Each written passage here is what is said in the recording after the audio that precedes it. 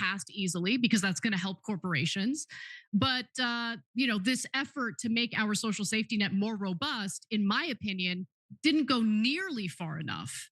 And so when you're talking about negotiating 10 drug prices for Medicare, most of which are about to have their patents run out, I'm sorry, but the Democratic Party isn't giving off FDR vibes at all. In this video, we join Anna Kasparian on the Young Turks. Anna Kasparian says Ro Khanna is embarrassing himself on talk shows. With that, let's watch Anna Kasparian expose the full cringe of Congressman Ro Khanna. Did originally make in America. We industrialized the entire country. It's the party that has guaranteed Americans Medicare, Social Security, Medicaid. I'm sorry, but the Democratic Party isn't giving off FDR vibes at all. All right, back on the Young Turks, Cenk Uygur and Kasparian with you guys. Normally we do a bonus episode for the members at 8 o'clock Eastern, but these days we're doing a lot more interviews, and we got a great one for you guys tonight. Representative Ro Khanna joins us. He's got a proposal in Congress, which is really interesting. It works with some Republicans to put them to the test on whether they really mean what they say. So we're going to get to that in a minute. But first, Representative Khanna, welcome back. Thank you. Always great to be on. All right. Before we get to the farmer proposal, which I think is really smart and interesting, you were on Fox News recently and created a little bit of a stir. We like stirs. So I want to show the clip a little bit and then talk about it with you. Is Rahm Emanuel right here? Has your party become too woke, too non-masculine, and not talking with people about the things that matter? No, he's dead wrong. Look, this is the party of FDR. We did originally make in America. We industrialized the entire country. It's the party that has guaranteed Americans Medicare, Social Security, Medicaid. I'm calling for a new economic patriotism so we become a manufacturing superpower, so we have high-paying jobs and build wealth in every community and have a Marshall Plan for America. The history of the Democratic Party, it's a great party. So, Ro, that was great because you took something that isn't going right in the Democratic Party and said, remember what the Democratic Party is actually about and what it's been about historically. Then Lawrence Jones pushed back and said, no, you guys are all about the woke stuff, etc. So how do you get past people? Democrats never learn, do they? They just keep doubling down on the woke BS. He could have just answered very simply there, yeah, we need to focus on other things besides some of those fringe topics. But no, he's like, oh, no, we need to. Don't forget, we're the party of FDR. What the hell does that have to do with being woke? He said all these things historically about the Democrat Party. He forgot some, though. I remember them as the party of slavery, the party of the KKK. Oh, and don't forget the party of Margaret Sanger and eugenics. So yeah, they have contributed a lot over the years. Personally, I disagree vehemently with some of those policies, but they have added a lot. And Ro Khanna wants us to be a manufacturing superpower. Well, good job, Ro Khanna. Thank you for offering a plan. We don't need it because that's what Donald Trump's doing right now. Let's get back to the video. Right-wingers, mainstream media, constantly bringing up the issues where Democrats went wrong recently and never actually addressing the core of the party that the American people used to love. Well, they're calling out what did go wrong. NAFTA, China's ascension to the World Trade Organization, which ironically Rahm Emanuel was part of.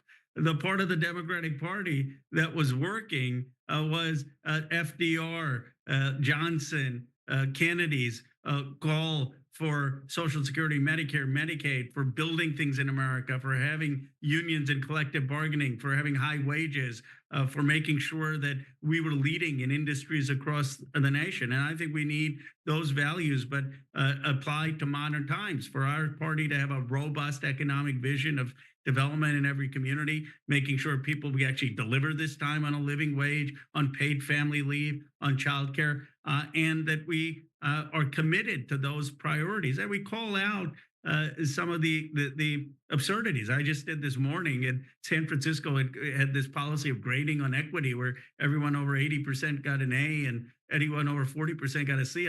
Said it was absurd. And so did the San Francisco mayor and the superintendent backdraft. So when you see those kind of absurd things, I think we need to call them out. Yeah. Sorry to interrupt you. I gotta follow up on that. Thank you for putting that statement out in regard to this whole BS snake oil, grading for equity program where, the guy behind it is this consultant who charges $10,000 a day to coach teachers on how to pass failing students that shouldn't be passed.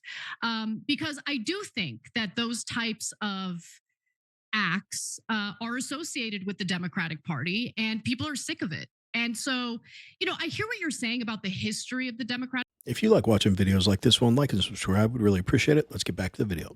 Party. You're right about that. But I don't think the current modern Democratic Party is giving off FDR vibes.